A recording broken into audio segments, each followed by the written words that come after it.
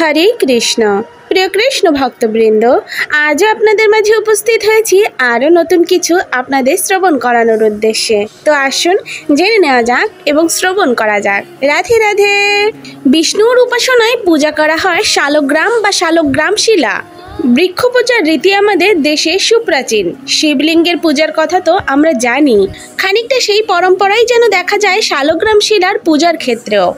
তবে এর মধ্যে আবার মিশে আছে পৌরাণিক কাহিনীও। আসুন শুনে নেওয়া যাক সেই কাহিনী।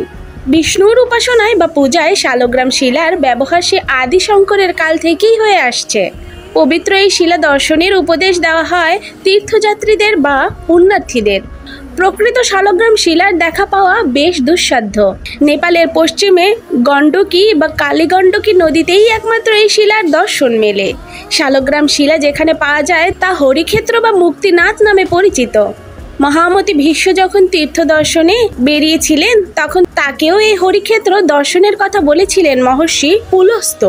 কিন্তু এই শালগ্রামকে কেন ঘরে ঘরে নারায়ণ জ্ঞানে পূজা করা হয় সে সম্বন্ধে আমাদের ফিরতে হবে পৌরাণিক কাহিনীর কাছে।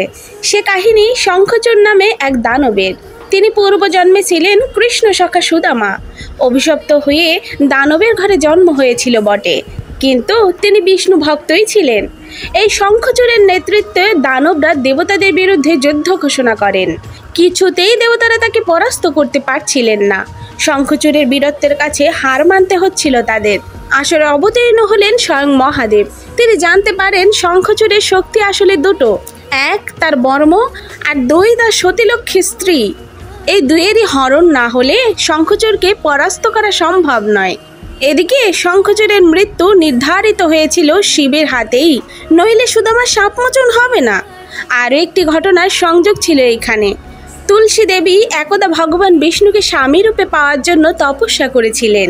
যে সময় ব্রহ্মা তাকে জানিয়েছিলেন বিষ্ণুকে তিনি স্বামী রূপে পাবেন না, তার স্বামী হবেন শঙ্খচূড়।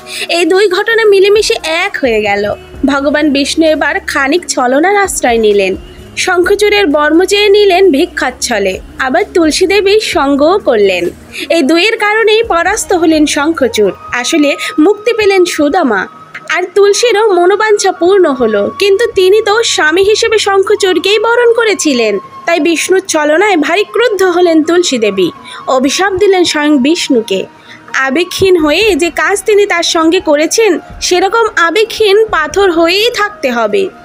সেই অভিশাপেই বিষ্ণু পাথরের রূপ নেন। তার দেহে বজ্রকীট নানা চিহ্ন বা চক্র এঁকে দেন। এই চক্রচিহ্নযুক্ত পাথরই আসলে শালগ্রাম শিলা। যেহেতু বিষ্ণুর সঙ্গে এই পাথরের সংযোগ রয়েছে পৌরাণিক উপাখ্যানে, তাই এই পাথরে আজও নারায়ণ রূপে পূজা করা হয়। আর এই কারণে শালগ্রামের পূজায় তুলসী নিবেদন করা হয়। আরও একটা কথা এখানে স্মরণ করতে হবে, আমাদের ধর্মবিশ্বাসী বা আচার বিচারে বেশ কিছু যুক্তিপূর্ণ ব্যাখ্যাও তাই থাকে। শালগ্রাম পূজাও তার ব্যতিক্রম নয়। যারা জীবাশ্ম নিয়ে চর্চা করেন তারা বলেন এই শিলা আসলে এক বিরল প্রজাতির শামুকের জীবাশ্ম। বজ্রকীটের যে উল্লেখ পাওয়া যায় তা থেকে অনুমান হয় বহু প্রাচীনকালের এক প্রজাতির নমুনা ধরা আছে এই শিলায়। আমাদের ঋষিরা শুধু আধ্যাত্ম চর্চাই করেননি, নানা শাস্ত্রে ছিল তাদের পারদর্শিতা। সেই হিসেবে বিবর্তনের ব্যাখ্যায় এই শিলা বা জীবাশ্মের গুরুত্ব তারা জানতেন, আর তাই একে এতখানি মর্যাদা দিয়েছিলেন। শালগ্রাম শিলার এরকম ব্যাখ্যাও করেন জ্ঞানীজনেরা। তবে সবার উপরে জায়গা করে নিয়েছে বিশ্বাস এবং ভক্তি। মূলত পৌরাণিক কাহিনীর সূত্র ধরেই হিন্দুদের পূজা পদ্ধতিতে বিশেষ জায়গা করে নিয়েছে শালগ্রাম, হয়ে উঠেছে স্বয়ং নারায়ণেরই প্রতিরূপ। রাধে রাধে। গোপলীলা কাহিনী এই চ্যানেলটির উদ্দেশ্য হলো আপনাদের হৃদয়ে কৃষ্ণ প্রেম ও ভক্তি জাগ্রত করা। আমাদের যে কোনো রকম ভুল ত্রুটি ক্ষমা সুন্দর দৃষ্টিতে দেখবেন এবং এরকম আরও নিত্য নতুন কাহিনী শ্রবণ করার উদ্দেশ্যে আমাদের চ্যানেলটিকে সাবস্ক্রাইব করে আমাদের পাশে থাকবেন। রাধে রাধে।